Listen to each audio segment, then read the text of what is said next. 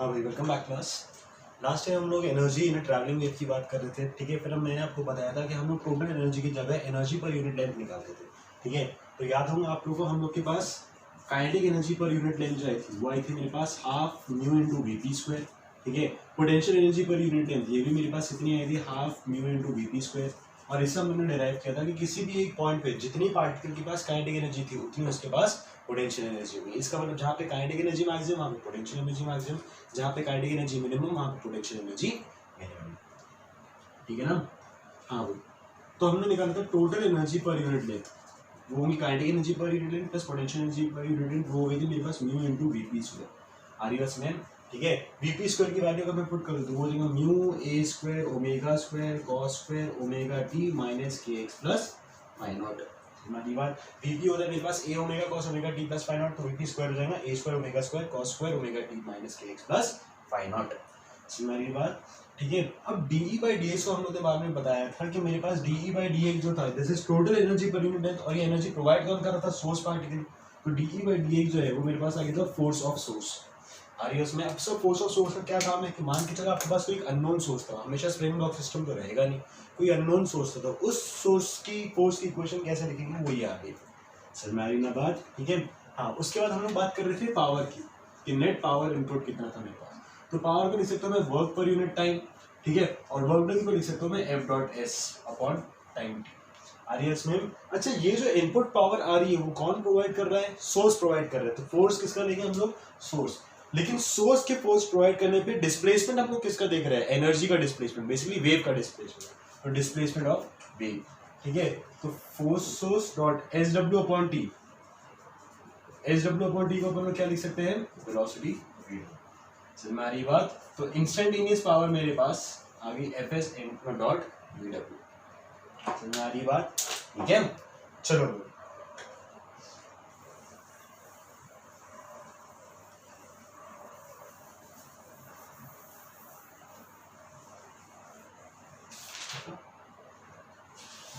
Question दिया था हमारे।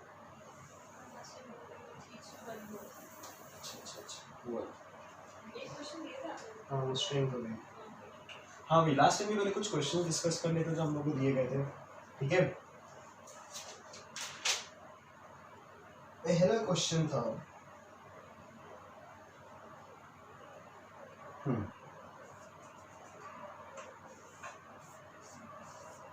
block of mass capital N, spring of linear mass density mu and total length L। RES name, ठीक है। आपको पूछा गया था find the velocity of wave, find the velocity of wave in the string, ठीक है। if mu L was less than capital N, ये मैंने आपको क्लास में करा दिया था, ठीक है। mu L is less than capital N। mu L मेरे पास था क्या? mu is the linear mass density, L is the total length। तो ये mu L जो है ये मेरे पास मास ऑफ स्ट्रिंग आ गया था, ठीक है ना। तो mass of string is very very less than capital N. तो हमने देखा था कि अगर मैं पॉइंट ए की बात करूं, ठीक है, bottom most point of string की बात करूं, मान के चलो दिस इज पॉइंट ए, तो पॉइंट ए पे जो टेंशन रहेगा, पॉइंट ए का टेंशन क्या कर रहा है कि इसका कैपिटल एम जी बैलेंस कर रहा है। पॉइंट बी की अगर मैं बात करूं तो पॉइंट बी का टेंशन क्या कर रहा है? उसके नीचे वाला जितना भी वेट है mu L plus capital M, mu L plus capital M into G को बैलेंस कर रहा था। अब क्योंकि mu L is very very less than capital M, तो हमने म्यू एल को नेग्लेक्ट कर दिया था, तो मेरे पास टेंशन एट बी भी मेरे पास कैपिटल एम जी आ गया था। इसका मतलब ए पे टेंशन कैपिटल एम जी है, बी पे टेंशन कैपिटल एम जी है, मतलब through out the string tension same है। अगर through out the string tension same है तो मुझे पता है वेलोसिटी ऑफ वेव होती है under root of T by mu. Mu तो हर पॉइंट पे सेम है, टेंशन भी अगर हर पॉइंट पे सेम है मतलब वेलोसिटी ऑफ वेव हर पॉइंट ऑफ स्ट्रिंग पे सेम है। तो वेलोसिटी ऑफ वेव की वैल्यू आ रही थी मेरे पास एम जी अपॉन, ठीक है।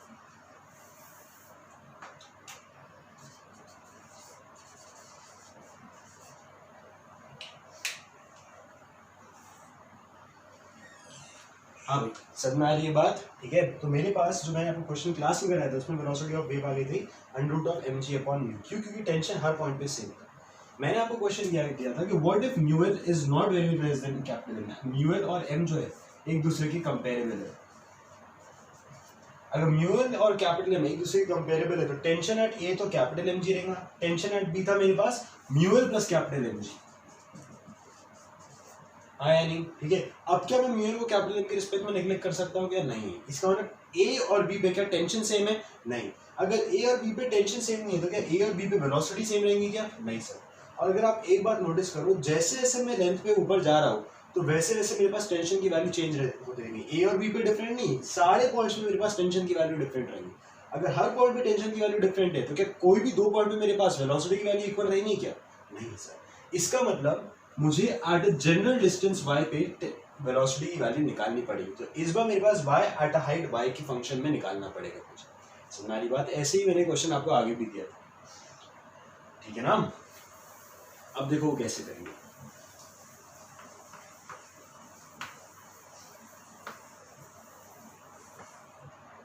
हाँ, मुझे पता है कि हर पॉइंट पे अगर टेंशन डिफरेंट है तो मैं क्या कर रहा हूँ, ये मास कैपिटल एम था, ठीक है, यहाँ पे मैंने वेव प्रोड्यूस किए। मान के चलो y लेंथ पे जाके मैं एक पॉइंट कंसिडर कर रहा हूँ, मान के चलो उसको मैं बोल रहा हूँ पॉइंट सी। आरियास में अगर मैं पॉइंट सी का टेंशन कैलकुलेट करनी करूँगी, टेंशन एट पॉइंट सी कितना था आरियस में, तो पॉइंट सी कर क्या रहा है, पॉइंट सी अपने नीचे वाले वेट को पूरा बैलेंस कर रहा है। किसी भी पॉइंट के अगर आप देखोगे तो वो पॉइंट क्या कर रहा है, नीचे वाले वेट को बैलेंस कर रहा है। तो पॉइंट सी अपने नीचे वाले वेट को बैलेंस कर रहा हूँ, हाँ या नहीं? ठीक है। अब अगर मैं उसके नीचे वाले वेट की बात करूँ तो मेरे पास लेंथ y दी गई, मुझे पता है लीनियर मास डेंसिटी होती है m/l। आरियस में कितनी लेंथ की बात कर रहा हूँ मैं, c लेंथ की बात, ठीक है। तो मान के चलो इस y लेंथ के लिए जो मास आ रहा है वो कुछ स्मॉल है, ठीक है। y लेंथ के लिए जो स्ट्रिंग का मास आने वाला है वो है स्मॉल m, ठीक है। तो मास था स्मॉल m, लेंथ थी मेरे पास y, तो मास की वैल्यू आ जाएगी मेरे पास म्यू इनटू y, ठीक है। तो स्ट्रिंग की इतनी स्ट्रिंग की लेंथ का जो मास जो आ जाएगा, इतनी स्ट्रिंग की लेंथ का जो मास जो आ जाएगा that will be equal to mu into y। समझ आ रही बात? ठीक है। तो पॉइंट सी की अगर मैं बात करूं तो tension at point C is mu into y, ठीक है। मुझे पता है कि वेलोसिटी ऑफ वेव होता है under root of t by mu. आरियस में टेंशन कितना था मेरे पास, अब देखो पॉइंट सी पे अगर मैं टेंशन निकालने की कोशिश करूं तो पॉइंट सी किसको बैलेंस कर रहा हूँ, पॉइंट सी स्ट्रिंग को भी बैलेंस कर रहा है, ब्लॉक को भी बैलेंस कर रहा है। तो पॉइंट सी इस पूरे वेट को बैलेंस कर रहा है। समझ आ रही बात? स्ट्रिंग का वेट कितना था, म्यू इनटू y, ब्लॉक का वेट कितना है, कैपिटल एम। तो पॉइंट सी कितना बैलेंस कर रहा है, mu into y plus capital M into G, ठीक है।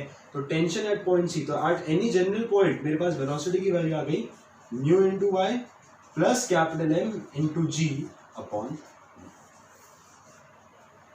समझ आ रही बात? तो ये आ गया मेरे पास velocity at any general point y। समझ आ रही ना बात? ठीक है, गुड। बाकी जितने भी मैंने आपको क्वेश्चन दिए थे वो सब इसी तरीके से आपको सॉल्व करना है, ठीक है। कि मेरे पास हर डिफरेंट पॉइंट पे मेरे पास वेलोसिटी अलग रहेगी, तो velocity as a function of y आएगा। तुम्हारी बात ठीक है। बाकी क्वेश्चंस अटेम्प्ट करो और उसका आंसर मुझे बताओ फिलहाल।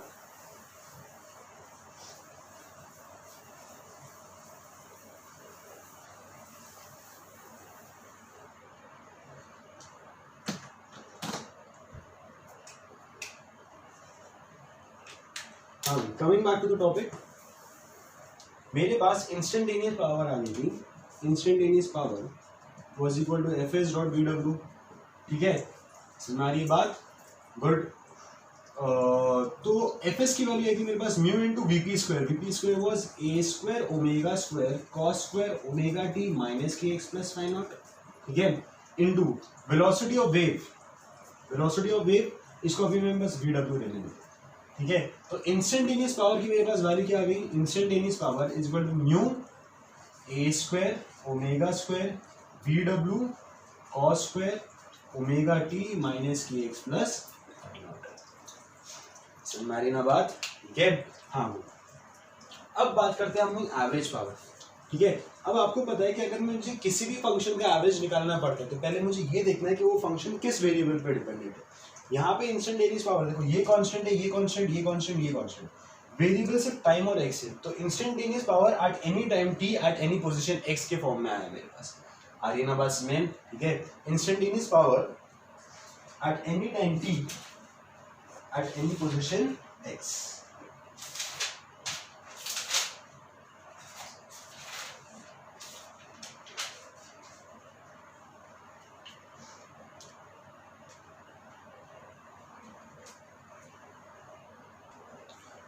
हाँ, हमारे पास इंस्टेंटेनियस पावर जो हुआ as a function of time and as a function of X आया, ठीक है। तो मैं इंस्टेंटेनियस पावर का जो एवरेज पावर मुझे निकालना था, ठीक है। अब मुझे पता है इंस्टेंटेनियस पावर दो वेरिएबल के फंक्शन पे डिपेंडेंट है, टी और एक्स का। तो मैं पावर का average with respect to time भी निकाल सकता था, विद रिस्पेक्ट टू एक्स भी निकाल सकता था। आर यू बस मैम? ठीक है, अगर मान के चलो मैं एवरेज पावर निकालना चाहता हूँ with respect to time, with respect to time, और कितने टाइम के लिए, कि मैं चाहता हूँ कि एक कंप्लीट ऑसिलेशन जीरो से लेके कैपिटल डी तक, जीरो से लेके कैपिटल डी तक उसका एवरेज पावर कितना आएगा, मैं ये कैलकुलेट करना चाहता हूँ। ठीक है, तो मैं विद रिस्पेक्ट टू टाइम आपको एवरेज वैल्यू निकालना चाहता हूँ। तो मैंने आपको बताया था कि जिसकी भी आपको एवरेज वैल्यू निकालनी है, जिस भी वेरिएबल के रिस्पेक्ट में निकालनी है, विद रिस्पेक्ट टू टाइम निकालनी है, तो उसको करूंगा integration of P D T upon integration of D T. With respect to X निकालने लेंगे तो integration of P D X upon integration of D X. ठीक है, अभी अगर मैं विद रिस्पेक्ट टू टाइम की बात करता हूँ तो वो हो जाएगा मेरे पास इंटीग्रेशन ऑफ, पावर था मेरे पास mu A square omega square V W cos square omega T minus K X plus fine order. ठीक है, अब एक काम करते हैं, जस्ट फॉर सॉल्विंग पर्पस हम लोग को बस नेचर देखना है कि वो नेचर कैसा आने वाला है। इस वजह से मैं इनिशियल फेज कांस्टेंट जीरो लेके चल रहा हूँ, समझ में आ रही बात? ठीक है, तो मेरे पास हो गया mu A square omega square V W cos square omega T minus K X, ये हो गया power into D T upon integration of D T जो है, लिमिट्स आपके पास कहाँ से कहाँ दे देंगे, जीरो से कैपिटल टी तक। ठीक है, तो इंटीग्रेशन ऑफ डी टी मतलब यहाँ पे वन है मेरे पास, वन का इंटीग्रेशन होगा मेरे पास टी, लिमिट्स कैपिटल टी से जीरो मतलब नीचे आ जाएंगे मेरे पास कैपिटल।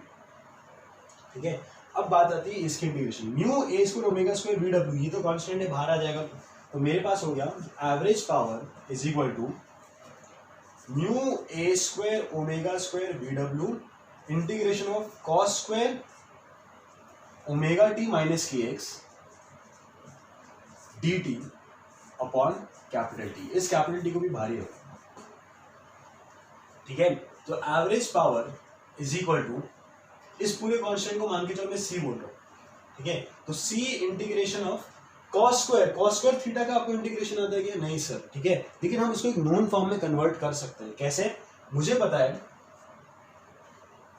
कॉस टू थीटा, ठीक है, वो होता है मेरे पास two cos square theta minus one. अरे उसमें मैंने आपको ट्रिग्नोमेट्रिक रेशियो में पढ़ाया था कि कॉस टू थीटा होता है मेरे पास two cos square theta minus one, या उसको one minus two sine square theta लिख सकते हैं। फिलहाल मुझे कॉस स्क्वायर थीटा का जरूरत है, इस वजह से मैं ये वाला फॉर्मूला यूज कर रहा हूँ। ठीक है, मैं क्यू स्क्वायर को इंटीग्रेट नहीं कर पाता क्योंकि मुझे कॉस की लीनियर पावर इंटीग्रेट करना है, कॉस का क्वाड्रेटिक नहीं, तो मैं क्वाड्रेटिक को लीनियर में कन्वर्ट करने की कोशिश कर रहा हूँ। ठीक है, तो cos two theta plus one is equal to two cos square theta. ठीक है, तो cos two theta plus one upon two is equal to हो गया मेरे पास cos स्क्वायर थीटा, मतलब cos स्क्वायर थीटा की जगह मैं ये वैल्यू पुट कर सकता हूँ। ठीक है, तो अगर मैं पुट कर दूंगा तो वो हो जाएगा मेरे पास one plus cos two theta मतलब two omega T minus two K X whole D T upon, समझ में बात? ठीक है, इस टू को भी अपन बाहर इंक्लूड कर देंगे। ठीक है, लिमिट्स कहाँ से कहते हैं, जीरो से लेके कैपिटल डी तक। Average power is equal to C by two. हाँ भाई, जब मैं वन को इंटीग्रेट करूंगा तो वो आएगा मेरे पास टी प्लस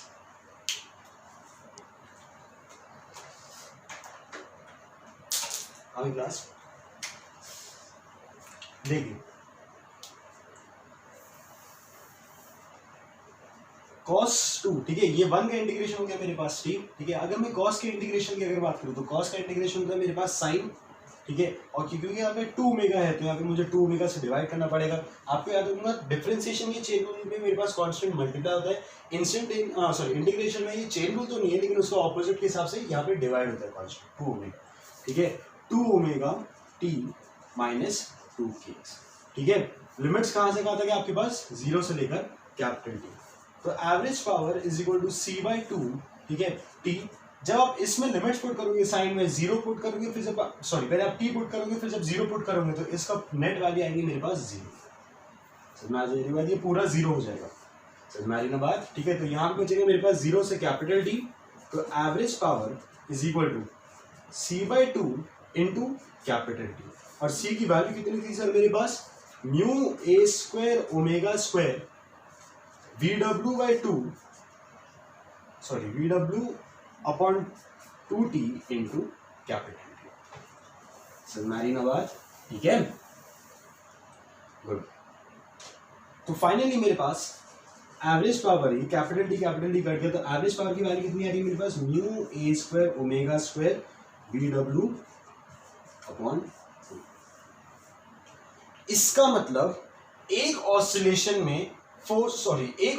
में सोर्स ने कितना पावर डिलीवर कर लिया होगा, एवरेज इतनी वैल्यू डिलीवर करती है। हमारी बात ठीक है, एक ऑसिलेशन के लिए सोर्स इतना power on an average deliver कर रहा है। समझ में आ रही ना बात, ठीक है। अब देखो यहाँ पे मैंने with respect to time integrate किया है जीरो से कैपिटल टी। अब अगर एक ऑसिलेशन के लिए मुझे अगर with respect to X integrate करना है, तो एक्स के लिए एक ऑसिलेशन कितना होगा मेरे पास, जीरो से लेकर लैम्डा। जब आप वहां पे इंटीग्रेट करोगे तो मेरे पास वहां से भी आंसर सेम आना चाहिए। हमारी बात, क्योंकि यहाँ पे भी मैं एक ऑसिलेशन की बात कर रहा हूँ, वहां पे भी मैं एक ऑसिलेशन की बात कर रहा हूँ, तो चाहे आप कोई भी एवरेज निकालो, वो तो सोर्स कितना इनपुट प्रोवाइड कर रहा है उसके बारे में बता रहे हैं, तो दोनों जगह से मेरे पास सेम आना चाहिए। ठीक है, तो जीरो से लेकर lambda with respect to X integration आप लोग का होमवर्क है। ठीक है, अच्छा वैसे आप लोगों को याद होगा हीट एंड थर्मोडायनेमिक्स में मैंने आप लोगों को एक टर्म, जब मैं आपको रेडिएशन पढ़ा रहा था, मैंने आप लोगों को एक टर्म बताई थी, इंटेंसिटी। Intensity was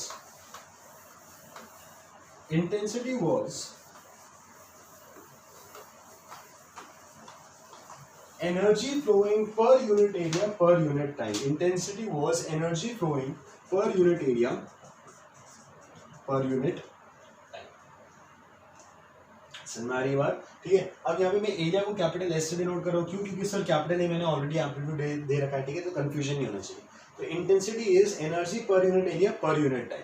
आ रही है इसमें एनर्जी पर यूनिट टाइम, आ रही है इसमें एनर्जी पर यूनिट टाइम, जितनी एनर्जी आ रही है उतनी आप वर्क कर रहे थे, तो एनर्जी में यहाँ पे मतलब कितना वर्क इनपुट दे रहा हूँ उसी के बराबर रहेगा। तो वर्क पर यूनिट टाइम मेरे पास क्या होता है, पावर। ठीक है, तो अगर मैं एवरेज इंटेंसिटी की बात करूँ तो that will be equal to average power upon area S, जिस एरिया से वो पास कर रहा है। समझ में आ रही ना बात, ठीक है। और एवरेज पावर की वैल्यू कितनी है मेरे पास, mu A square omega square V W upon 2s। हमारी बात, तो इससे मेरे पास पता चलता है कि average intensity is equal to mu A square omega square V W upon 2s। हमारी बात, where mu is the property of medium, A is the amplitude of wave, omega frequency is the property of source, V W जो है also the property of medium, and capital S is the cross section area जिससे मेरे पास वो wave पास कर रही है। हमारी ना बात, ठीक है।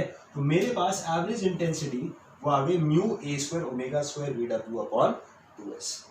हमारी बात, तो इस तरीके से हम लोग ने एनर्जी एनालिसिस कर लिया, फोर्स एनालिसिस कर लिया, पावर एनालिसिस कर लिया, वर्क एनालिसिस, सब मेरे पास इन शॉर्ट कंप्लीट इंफॉर्मेशन मिल चुकी है।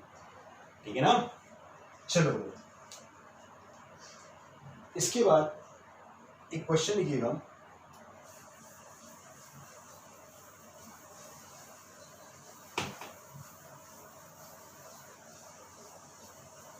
अच्छा वैसे एक चीज आप नोटिस करिए कि जो मेरे पास एवरेज इंटेंसिटी जो आई थी वो आई थी mu A square omega square V W upon 2s।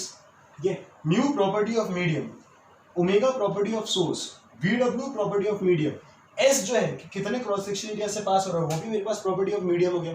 और इसमें मतलब mu omega V W S ये सारी प्रॉपर्टी ऑफ मीडियम है, लेकिन जो एम्पलीट्यूड जो आने वाला है और इसमें एक तरीके से प्रॉपर्टी ऑफ सोर्स है। ठीक है, लेकिन सोर्स का कितना एम्पलीट्यूड है, ठीक है, वो अपन लोग काफी बार वेरी करवा सकते हैं। हमारी बात मान के चलो, फ्रीक्वेंसी जो एक बहुत स्पेशल कैरेक्टरिस्टिक है वो हम लोग काफी बार वेरी नहीं करवा रहे हैं, लेकिन मान के चलो एम्पलीट्यूड का अगर वेरिएशन हद ज्यादा हो गया, ठीक है, तो मैं काफी बार देखता हूँ कि इंटेंसिटी जो है, इंटेंसिटी एम्पलीट्यूड के हिसाब से मेरे पास कैसे वेरी कर रही है। ठीक है, काफी बार जो अपने क्वेश्चंस में जो स्टडी रहती है वो हम लोग ये देखते हैं कि intensity, average intensity with respect to amplitude कैसे वेरी कर रही है। हमारी बात, तो मुझे यहाँ से इस रिलेशन से समझ में आ रहा है कि average intensity is proportional to A square, average intensity is proportional to A square. हमारी बात, बस एक ऑब्जर्वेशन है, काफी बार क्वेश्चंस में आपको काम में आते हैं, इस वजह से मैंने आपको बता दिया। ठीक है, वरना काफी बार बच्चे पूरा फॉर्मूला यूज करते हैं, जबकि मेरे पास mu omega V W S जो है वो काफी बार सेम दिया रहता है सिचुएशंस में। ठीक है, आपको comparison only with respect to amplitude करना पड़ेगा। ठीक है, जैसे कि एक क्वेश्चन लिखिए, क्वेश्चन लिखिए,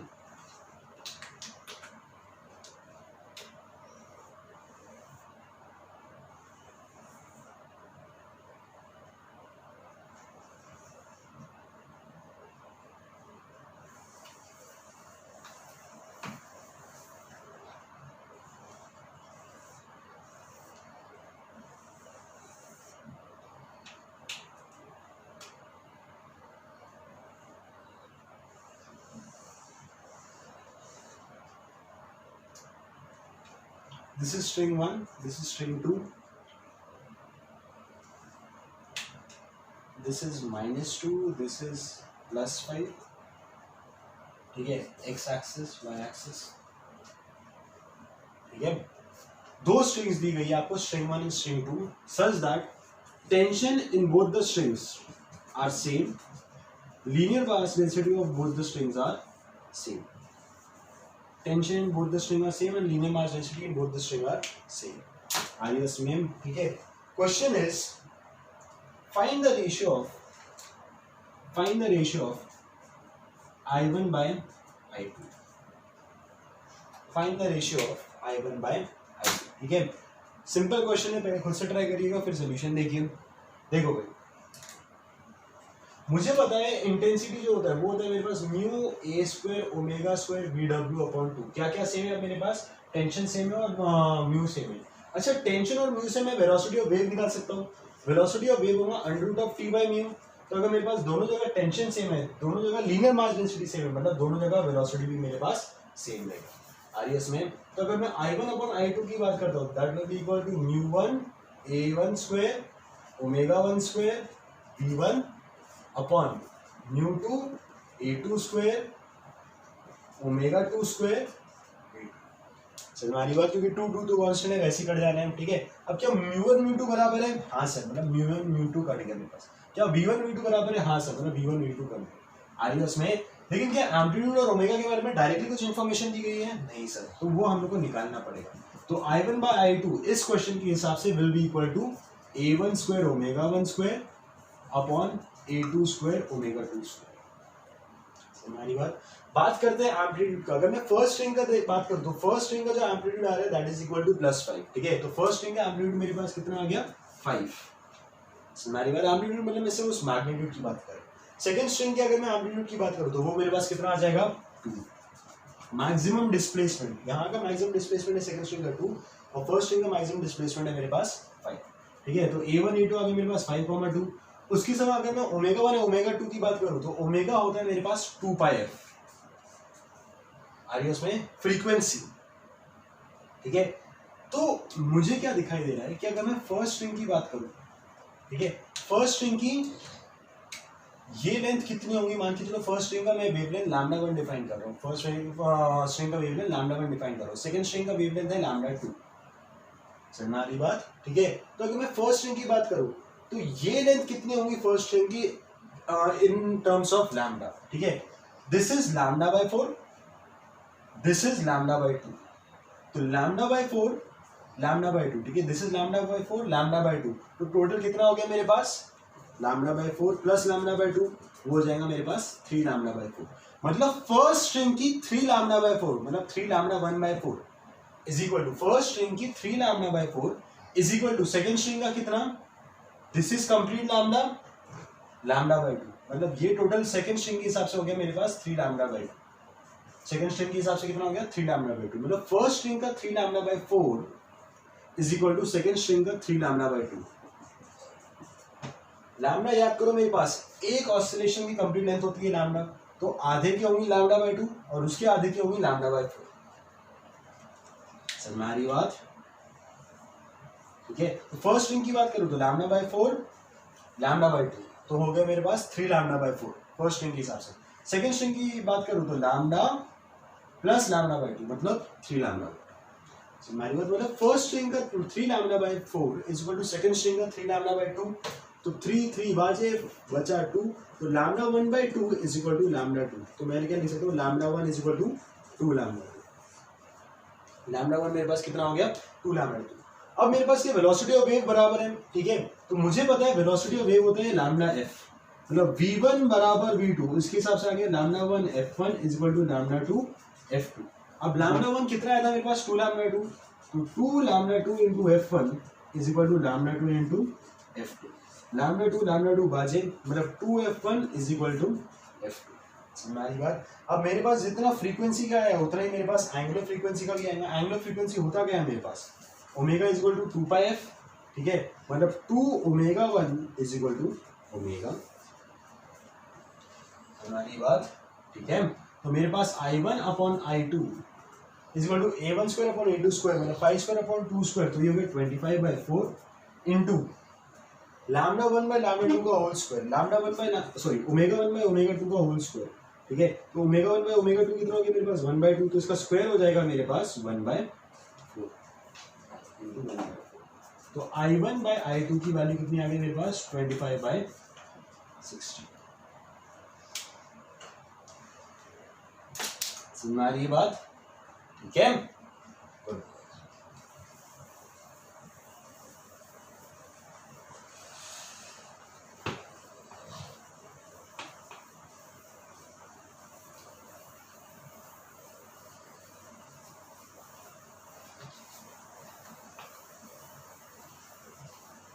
अब अगर मुझे एक कंप्लीट ऑसिलेशन की बात करें, देखो आप एक बात नोटिस करो, मैंने इंस्टेंटेनियस पावर भी बताया, average power of one oscillation भी बताया, ठीक है।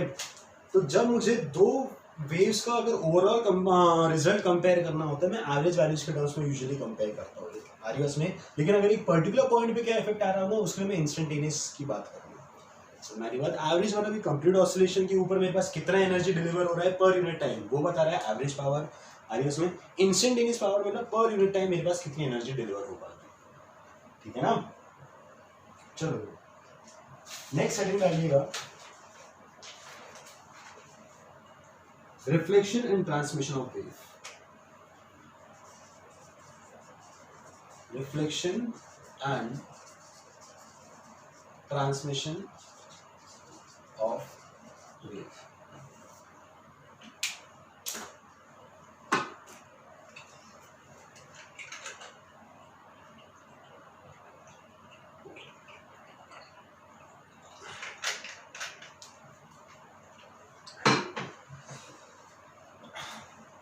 हाँ देखिए, आपको बताऊंगा कि वेव मतलब बेसिकली होता क्या है। Wave is the transfer of energy without the actual transfer of particles, है ना।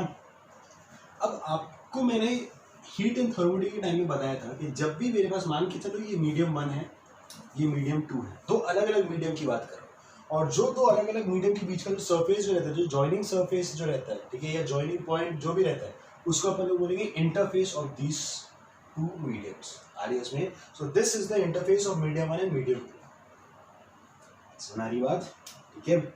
आपको पता है कि जब भी मेरे पास एक एनर्जी, मान के चलो मेरे पास कुछ एनर्जी आई है, ठीक है, वो एक मीडियम के सरफेस पे मतलब एक इंटरफेस पे आके टकराती है।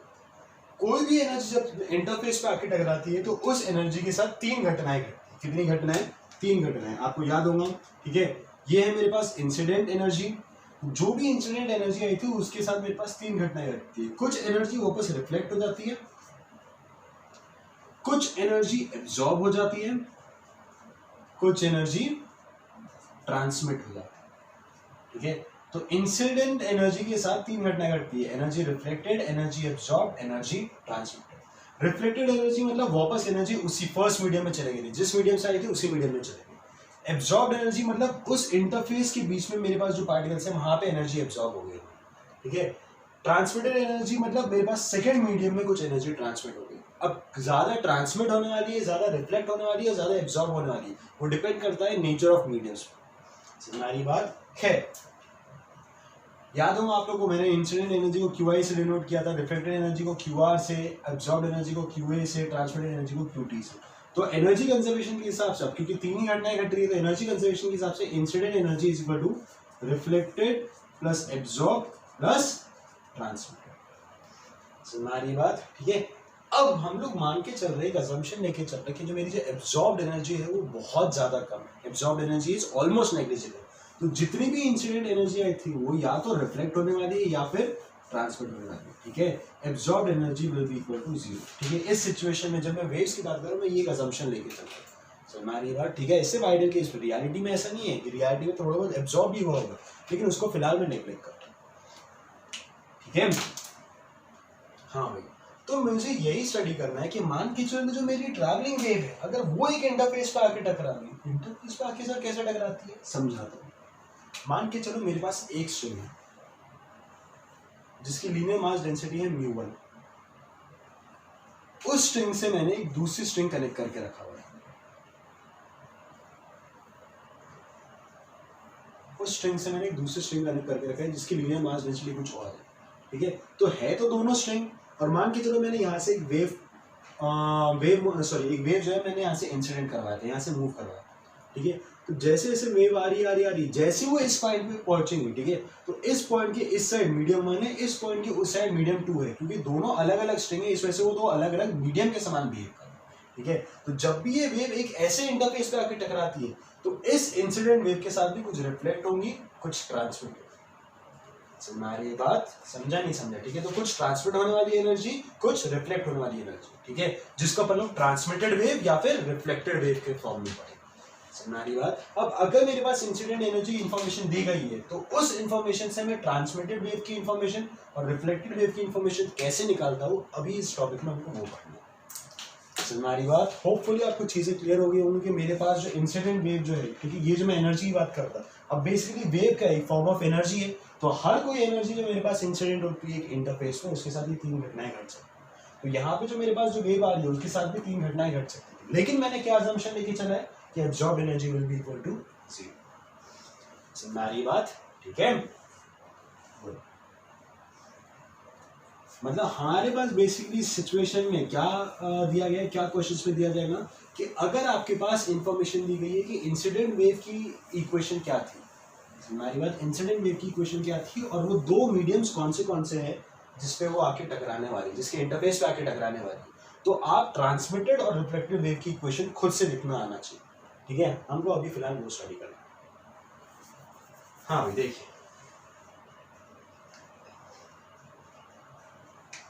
मान के चलो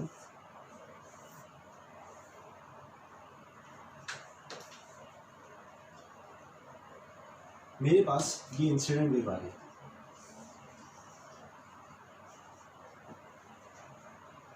जैसे वो इंटरफेस पे टकराती है उसके बाद कुछ वेव मेरे पास ट्रांसमिट होने वाली है और कुछ वेव मान के चलो मेरे पास रिफ्लेक्ट होने वाली है। हमारी बात सर छोटे क्यों बने, ऑब्वियस ही बात है कि जो इंसिडेंट वेव रहेगी उसकी एनर्जी दो अलग अलग हिस्सों में बढ़ी है, तो अगर दो अलग अलग हिस्सों में बढ़ी है तो उसका एम्पलीट्यूड मेरे पास बढ़ गया होगा, ठीक है। हाँ, एक और इन्फॉर्मेशन क्या दी गई है कि आपके पास फर्स्ट मीडियम का जो ये था, क्या बोलते हैं, linear mass density, that is μ1, second medium का जो linear mass density that is μ2,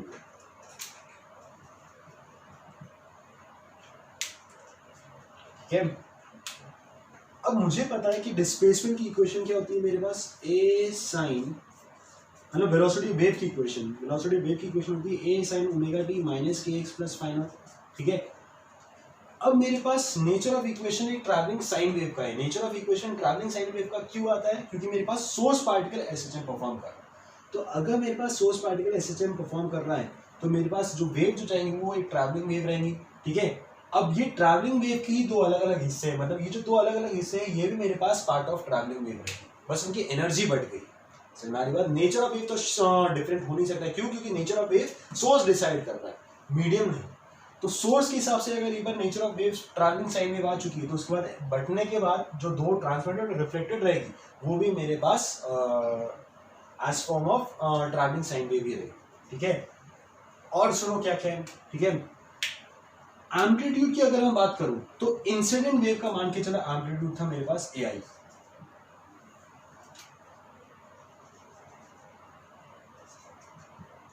reflected wave का एम्पलीट्यूड था मान के चलो A R, and transmitted wave का एम्पलीट्यूड था 8, ठीक है। तो अगर मैं इंसिडेंट वेव की इक्वेशन लिख रहा हूं तो एम्पलीट्यूड ए आई आने वाला है, ठीक है। जब मैं रिफ्लेक्टेड वेव की इक्वेशन लिखूंगा तो एम्पलीट्यूड ए आर आने वाला है, जब मैं ट्रांसमिटेड वेव की इक्वेशन लिखूंगा तो एम्पलीट्यूड 8 आने वाला है, ठीक है। इक्वेशन लिखना सीख रहे क्या क्या लगेगा, ठीक है। अब क्योंकि नेचर जो है साइन ट्रैवलिंग वेव लेंगे तो साइन साइन साइन आ रही है स्वयं, ठीक है। एक बात देखो, जिस डायरेक्शन में इंसिडेंट वेव आ रही है ट्रांसमिटेड वेव भी उसी डायरेक्शन में आ रही है। अरे इसमें अगर इंसिडेंट वेव पॉजिटिव डायरेक्शन में तो ट्रांसमिटेड वेव पॉजिटिव डायरेक्शन में, अगर इंसिडेंट वेव नेगेटिव डायरेक्शन में तो ट्रांसमिटेड वेव नेगेटिव डायरेक्शन। यहाँ तक तो बात समझ में आ रही है। इसका मतलब जो डायरेक्शन हम कैसे डिसाइड करते हैं, coefficient of T and x, मतलब जो साइन कन्वेंशन इंसिडेंट वेव का था वही साइन कन्वेंशन मेरे पास ट्रांसमिटेड वेव का है। और बहुत सिंपल सी बात है कि जिस डायरेक्शन में इंसिडेंट वेव था उसके ऑपोजिट डायरेक्शन में रिफ्लेक्टेड वेव लेंगे, मतलब जो साइन कन्वेंशन इंसिडेंट वेव का था उसका उल्टा साइन कन्वेंशन रिफ्लेक्टेड वेव का है। हमारी बात, एक और बात गौर करो, फाई नॉट वो तो इनिशियल फेज कांस्टेंट, वो तो एक बार फिक्स हो गया था, जो हो गया था वो वही कैरी आउट करने वाला है, मतलब रिफ्लेक्टेड भी वही कैरी आउट होगा मेरे पास, ट्रांसमिटेड भी वही कैरी आउट।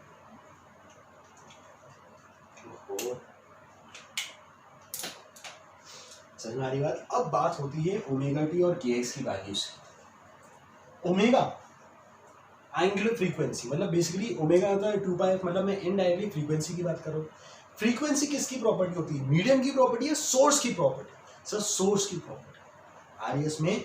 इसका मतलब क्या हुआ कि फ्रीक्वेंसी अगर सोर्स की प्रॉपर्टी तो वो मीडियम पे डिपेंडेंट नहीं रहेंगी, चाहे वो इस मीडियम में ट्रैवल कर रही हो या फिर चाहे उस मीडियम में ट्रैवल कर रही हो। एक और इसको और अच्छे समझ सकते हैं कि मान के चलो मेरे पास इंसिडेंट के दो पल्सेस बने, जब वो दो पल्स आके टकराए होंगे, ठीक है, तो रिफ्लेक्टेड की भी उसके हिसाब से दो पल्स बनने चाहिए थे, ट्रांसमिटेड की भी दो पल्स बनने चाहिए थे।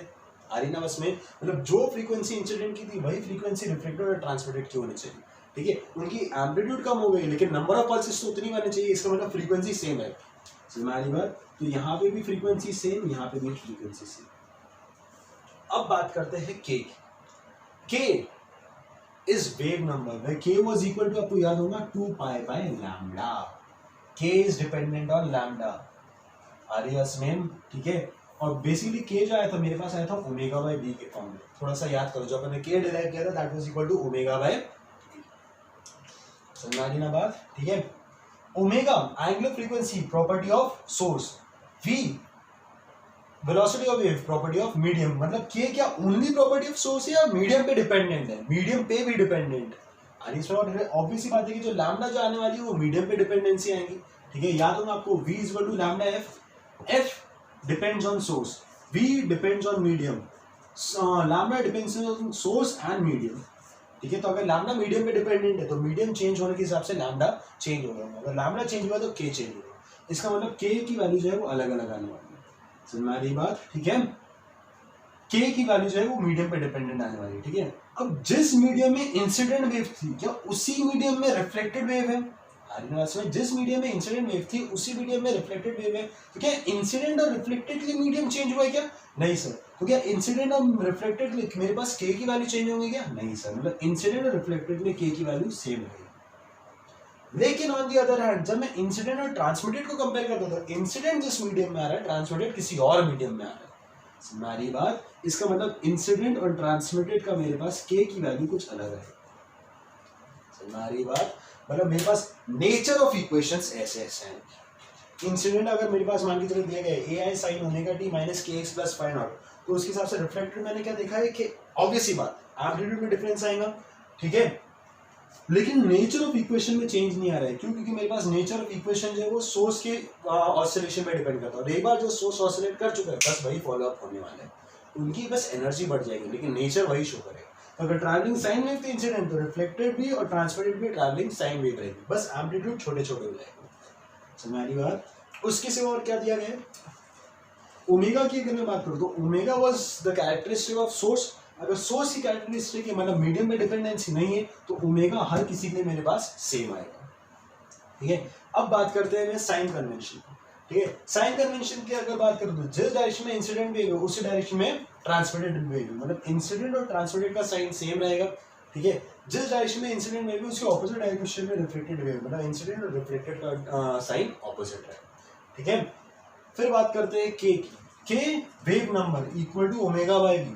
Omega is the character of source, तो इसके हिसाब से तो डिफरेंस नहीं आना चाहिए था, लेकिन के is also dependent on velocity of wave. Velocity of wave is the characteristic of medium, under of T by mu, वो मीडियम की प्रॉपर्टीज पर डिपेंड करता है। इसका मतलब के भी मीडियम की प्रॉपर्टीज पर डिपेंड करता है, तो मीडियम चेंज करने पे मेरे पास के की वैल्यू चेंज होगी। तो अगर सेम मीडियम है तो के सेम रहेगा, डिफरेंट मीडियम है तो के डिफरेंट रहेगा। अब इंसिडेंट और रिफ्लेक्टेड सेम मीडियम है इस वजह से उनका के सेम, इंसिडेंट और ट्रांसमिटेड अलग मीडियम है इस वजह से उनका के डिफरेंट है, ठीक है। फिर बात करते हैं फाई नॉट। फाई नॉट क्या होता था मेरे पास? Phi naught was the initial phase constant, वो जो एक बार फिक्स हो गया वो तो वही मेरे पास कैरी आउट होने वाला है, इस वजह से फाई नॉट, ठीक है। इस तरीके से हम इक्वेशन ऑफ वेव लिखते हैं, ठीक है। तो आपके पास ये वाले टर्म्स लिखना तो बड़ा आसान है। प्रॉब्लम ये आती है कि इंसिडेंट के एम्पलीट्यूड के हिसाब से मैं रिफ्लेक्टेड और ट्रांसमिटेड का एम्पलीट्यूड कैसे निकालता हूँ। हमारी बात, मेन मुद्दा इस चीज का, हमारी बात, क्योंकि मैं ओमेगा फिर भी कंपेयर करके के फिर भी कंपेयर करके मैं बता सकता हूँ कि हाँ भाई रेशियो के हिसाब से के का रेशियो क्या आना चाहिए तब। हमारी बात जैसे कि अगर मैं बात करूँ के बाई के डैश, के वॉज फर्स्ट मीडियम मतलब ओमेगा बाई फर्स्ट मीडियम की वेलोसिटी अपॉन के डैश वॉज सेकंड मीडियम मतलब ओमेगा बाई सेकंड मीडियम की वेलोसिटी। तो जो मेरे पास v2 बाई v1 रहेगा वही मेरे पास k बाई के डैश रहेगा। तो k पता है, v2 v1 निकाल सकते हैं, तो वहां से मुझे k डैश पता चल जाएगा। मतलब ये सारी वैल्यूज निकालना बड़ा आसान है, सिर्फ आपको निकालना पड़ता है मेन एम्पलीट्यूड्स। और एक बार एम्पलीट्यूड आ गया, इन शॉर्ट आपने उसका पूरा खाता पता कर लिया कि कहाँ पे क्या होगा। चल में आ रही बात, ठीक है। गुड। अब देखिए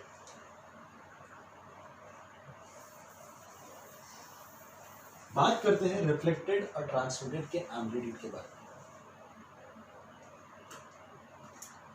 अच्छे से देखो, मेरे पास इंसिडेंट का एम्पलीट्यूड तो दिया हुआ ए है, क्या क्या पता करना है। रिफ्लेक्टेड और ट्रांसमिटेड का एम्पलीट्यूड मतलब नंबर ऑफ वेरिएबल्स कितने हैं सर, 2, मतलब नंबर ऑफ इक्वेशंस कितनी लगेंगी सर, 2। अब देखो एक बात तो गारंटीड है कि मेरे पास कुछ एनर्जी एब्जॉर्ब नहीं हो रही, जितनी भी एनर्जी आ रही थी वो क्या हो रही थी, कुछ रिफ्लेक्ट हो रही थी, कुछ ट्रांसमिट हो रही थी। हमारी बात, इसका मतलब मैं बोल सकता हूँ कि incident energy is equal to reflected energy plus transmitted energy. आरियस मैम, ठीक है। इसका मतलब incident energy per unit time is equal to reflected energy per unit time upon plus transmitted energy per unit time. मतलब incident power is equal to reflected power plus transmitted power. सब power की बताइए, क्योंकि मुझे average power का term मैंने निकाल रखा था सिंप्लीफाई करके, अब जाके मैं उसको यूज करूँ। हमारी बात, तो जो एवरेज पावर हम लोगों ने वहां पे निकाला था ना, वो इस चीज के लिए हम लोगों ने निकाला था, ठीक है। तो इंसिडेंट पावर जो हो जाएगा, पावर एवरेज पावर का फॉर्मूला क्या आया था मेरे पास, mu A square omega square V W upon 2। आलियस में मतलब पावर जो है वो म्यू पे डिपेंडेंट रहेगा, ए पे डिपेंडेंट रहेगा, ओमेगा पे डिपेंडेंट रहेगा, वी डब्ल्यू पे डिपेंडेंट रहेगा। आलियस में अब म्यू तो अलग अलग है, तो मेरे पास म्यू1 म्यू2 दिया गया है, ठीक है। मैं कंपेयर करता हूँ, लिखने से पहले मैं देख लेता हूँ कि कौन सी वैल्यू सेम आएगी, कौन सी डिफरेंट है, ठीक है। तो म्यू की वैल्यू मेरे पास म्यू1 म्यू2 आ जाएंगी, देख लेंगे वो किस किस में क्या क्या आएगी।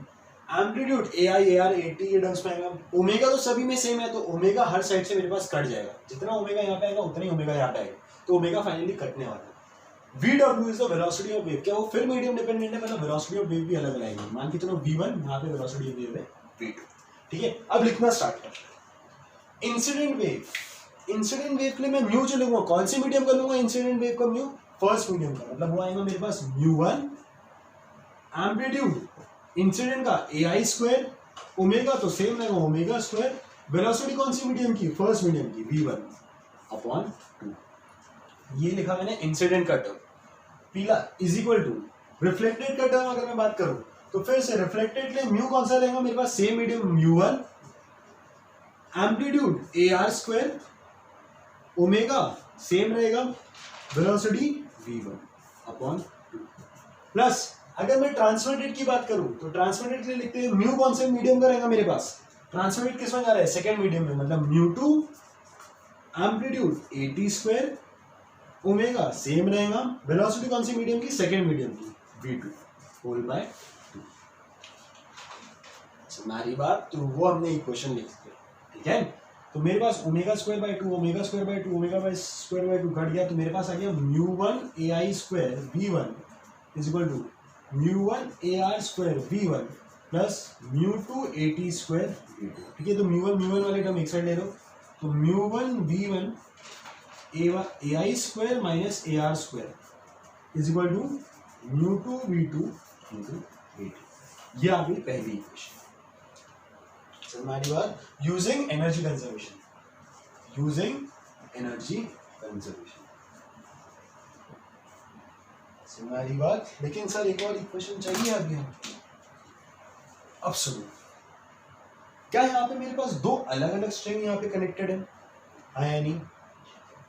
अब सेकेंड इक्वेशन इन दो स्ट्रिंग के कनेक्शन के कंस्ट्रेंट के हिसाब से हम लोग निकालेंगे। किसके हिसाब से निकालेंगे, constraint, using some constraint motion. Constraint motion मतलब वो नहीं स्ट्रिंग पुली वाला कंस्ट्रेंट मोशन। कंस्ट्रेंट मोशन मतलब क्या होता है, कंस्ट्रेंट का मतलब होता है कंडीशन, हमारी बात। तो कंस्ट्रेंट मोशन मतलब किसी कंडीशन पे बेस्ड मोशन।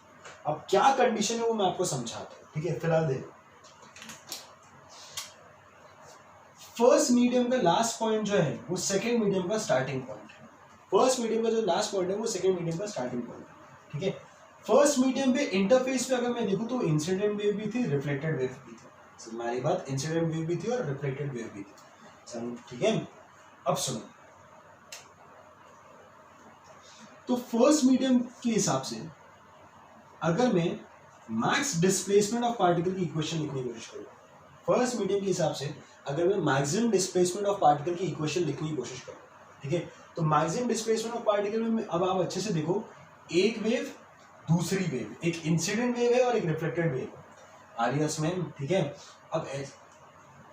अब सुनो, इंसिडेंट वेव और रिफ्लेक्टेड वेव अगर दोनों ही मेरे पास इस पॉइंट पे प्रेजेंट है तो मैं क्या कह सकता हूँ कि फर्स्ट मीडियम के हिसाब से जो मेरे पास मैक्सिमम डिस्प्लेसमेंट रहेगा उसमें इंसिडेंट वेव का कंट्रीब्यूशन है और रिफ्लेक्टेड वेव का कंट्रीब्यूशन। कैसे, मैं आपको समझाता हूँ।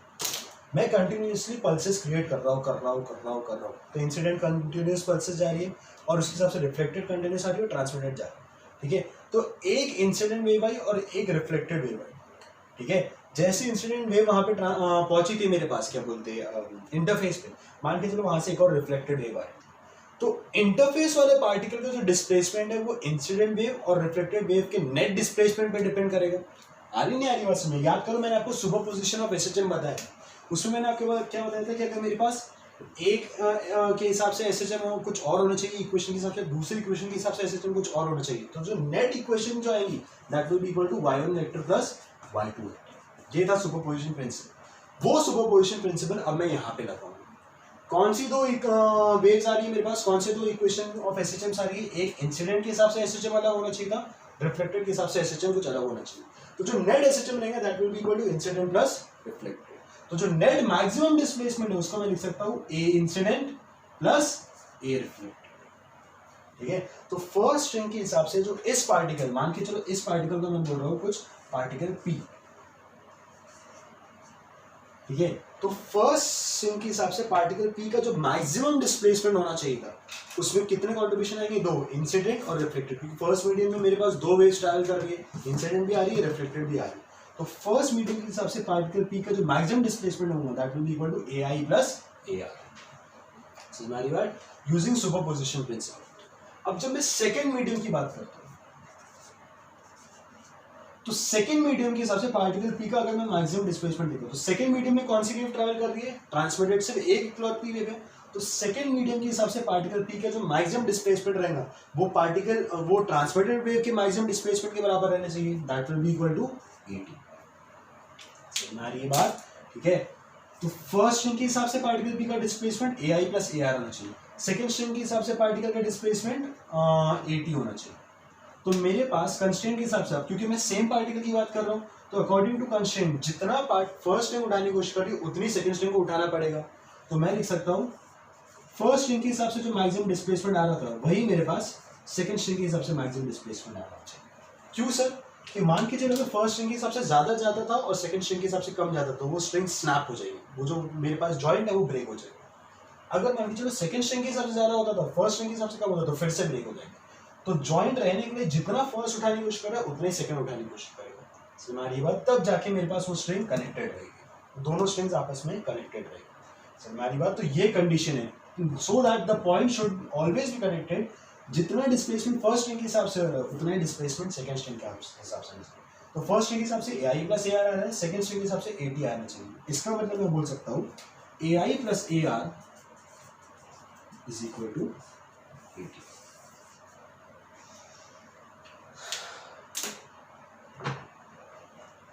A I plus A R is equal to 80, ठीक है। सॉरी यहाँ पे 80 स्क्वायर है।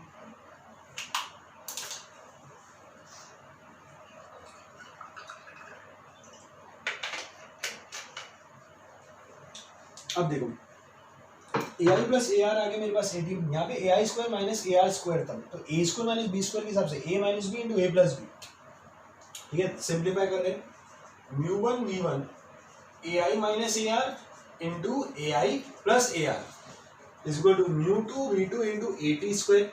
ए आई प्लस ए आर किसके बराबर है, 80 के बराबर है, मतलब एक 80 जो है कट गया। तो finally mu one V one A I minus A R is equal to mu two V two into 80। हमारी बात, ठीक है। तो मेरे पास एक इक्वेशन ये आ गई, एक इक्वेशन मेरे पास ये आ गई, ठीक है। इसी को मैंने सिंप्लीफाई कर दिया तो मेरे पास ये इक्वेशन आ गई। हमारी बात, दो इक्वेशन दो वेरिएबल, मेरे पास आंसर आ जाएगा, ठीक है। आप लोग सिंप्लीफाई करके उसको लेके आइए, ठीक है। अब यहाँ पे अगर आप देखो तो ए आई ए आर सॉरी जो ए आर और ए टी है ना, वो म्यू1 v1 और म्यू2 v2 के टर्म्स में आएगा। हमारी बात, म्यू1 v1 भी है, म्यू2 v2 भी है, लेकिन काफी बार आपको सोल्यूशन में या तो सिर्फ म्यू1 म्यू2 चाहिए या फिर सिर्फ v1 v2 चाहिए, चार नहीं, सिर्फ दो वेरिएबल के टर्म्स में चाहिए। चार केस में कौन निकालेगा आइए इसमें। तो ये आप देखो एक दूसरे में कन्वर्टेबल है। कैसे? वेलोसिटी ऑफ वेव को मैं क्या लिख सकता हूँ, under root of T by mu, और यहाँ पे भी मैं लिख सकता हूँ under root of T by mu. अब क्योंकि दोनों स्ट्रिंग जॉइंट है, मतलब जितना स्ट्रिंग टेंशन 1 में है उतना स्ट्रिंग टेंशन 2 में आना चाहिए। इसका मतलब t1 t2 बराबर है, तो रूट टी कट जाएगा। सिंप्लीफाई करने के बाद जो आपके पास एम्पलीट्यूड की वैल्यू आएंगी, A R will be equal to,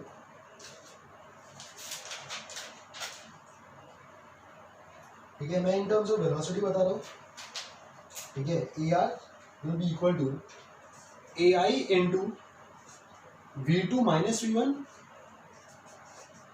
upon v2 plus v1। Reflected का एम्पलीट्यूड इतना आता है, और A is equal to 2AIV2 upon v1 plus.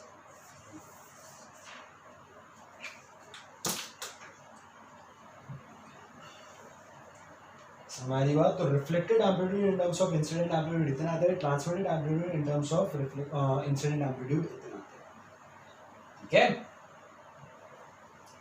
Good. देखिए भैया, बस एक लास्ट चीज बची है, वो सुन लीजिए, फिर उसके बाद आज के इतना ही।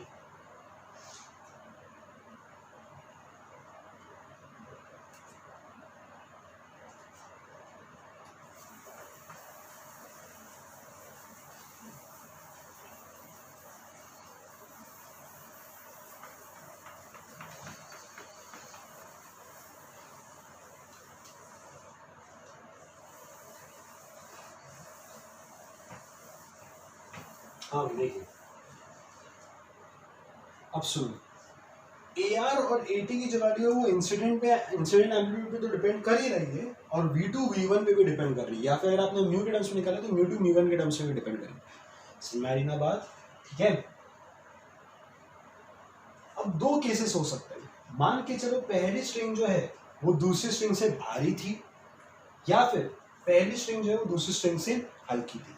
दो अलग अलग केसेस आते हैं, ठीक है। जो ज्यादा भारी है उसको अपन लोग बोलते हैं डेंसर मीडियम, जो ज्यादा हल्का है उसको अपन लोग बोलते हैं रेयर मीडियम। समझ में आ रही बात? अब भारी या हल्का किस पे डिपेंड करेगा? उसकी लीनियर मास डेंसिटी पे।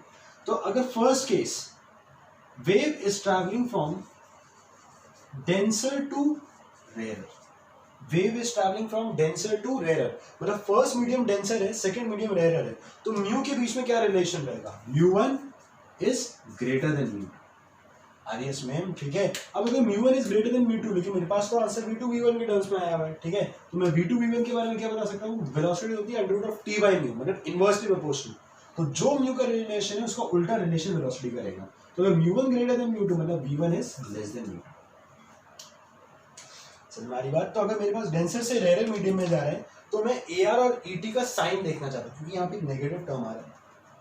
तो अगर v2 बड़ा है v1 से तो पॉजिटिव आएगा, v2 छोटा है v1 से तो नेगेटिव आएगा। अब पॉजिटिव या नेगेटिव का क्या मतलब होता है मैं आपको समझाऊंगा। यहाँ पे देखो तो 2v2 आ रहा है, कुछ नेगेटिव साइन आ रहा है क्या? नहीं, मतलब ये टर्म तो हमेशा पॉजिटिव रहेगा। पॉजिटिव नेगेटिव का मतलब मैं आपको समझाता हूँ। फिलहाल फर्स्ट केस, अगर डेंसर से रेयर मीडियम में जा रहा है मतलब v1 लेस देन v2, अगर v1 लेस देन v2 है तो v2 माइनस v1 पॉजिटिव आएगा नेगेटिव आएगा? सर पॉजिटिव आएगा, ठीक है। तो AR भी पॉजिटिव, AT भी पॉजिटिव, ठीक है। Second case, rare to denser, अगर मैं रेयर से डेंसर की बात करूं तो फिर मेरे पास क्या होगा? रेयर से डेंसर मतलब फर्स्ट मीडियम हल्का है, सेकंड मीडियम भारी है, मतलब म्यू1 इज लेस देन म्यू2। अगर म्यू1 इज लेस देन म्यू2 इसका मतलब मैं क्या बोल सकता हूं? v1 is greater then v2। अब v1 is greater then v2 मतलब v2 माइनस v1 आएगा मेरे पास नेगेटिव, तो AR will be negative and this will always be positive, AT is positive. समझ में आ रही बात? ठीक है। अब सुन, डेंसर से रेयर मीडियम मतलब पहला वाला भारी है, दूसरा वाला हल्का है, ठीक है, this is first, this is second, ठीक है। तो अगर डेंसर से रेडियल मीडियम में जा रहा है तो AR भी पॉजिटिव, AT भी पॉजिटिव, दोनों पॉजिटिव, मतलब जो एम्पलीट्यूड, इंसिडेंट एम्पलीट्यूड का साइन जो रहेगा वही AR का साइन रहेगा, हमारी बात, और जो इंसिडेंट एम्पलीट्यूड का साइन रहेगा वही AT का साइन रहेगा। मतलब मान के चलो कि मेरे पास इंसिडेंट एम्पलीट्यूड ऐसे आ रही थी तो रिफ्लेक्टेड का एम्पलीट्यूड भी मेरे पास जो रहेगा वो पॉजिटिव रहेगा और ट्रांसमिटेड का एम्पलीट्यूड भी मेरे पास पॉजिटिव रहेगा, ठीक है। फर्स्ट केस का मतलब ये हुआ, हमारी बात, दोनों साइन पॉजिटिव, मतलब दोनों, जो साइन AI का था वही साइन AR और वही साइन AT का रहेगा, ठीक है। सेकेंड, रेयर से डेंसर, मतलब हल्के से भारी, ठीक है। तो इंसिडेंट मान के चलो अगर मेरे पास ऐसे आ रही थी तो रिफ्लेक्टेड नेगेटिव, मतलब जो भी साइन इंसिडेंट का आता है उसका उल्टा साइन AR का आएगा, मतलब AR जो है रिफ्लेक्टेड, मतलब वो नीचे घूम जाएगा, हमारी बात, उसका कर्व जो है वो मेरे पास नीचे आएगा, उसका पल्स उल्टा हो जाएगा, इसको अपन लोग बोलते हैं इन्वर्ट, ठीक है। तो इंसिडेंट से मेरे पास रिफ्लेक्टेड पल्स इन्वर्ट हो गया, और ट्रांसमिटेड का साइन पॉजिटिव, मतलब जो साइन AA का रहेगा वही साइन AT का रहेगा, मतलब ट्रांसमिटेड पल्स होगी ऐसे, समझ आ रही है बात, ठीक है, गुड, समझा, बढ़िया।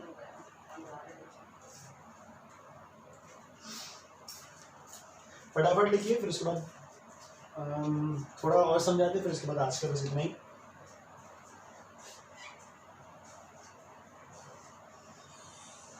हाँ भैया, एक होमवर्क कर ले लीजिएगा ना, कि जो मैंने आपको ये V2 V1 sorry V2 V1 के टर्म्स में जो निकाला है रिजल्ट, वो आपको μ1 μ2 के टर्म्स में भी निकालना है, ठीक है। और μ1 μ2 के टर्म्स में फिर से उसको कंपेयर करके देखना कि क्या मतलब आ रहा है, ठीक है। आज के लिए इतना ही, मिलते हैं अगली क्लास में।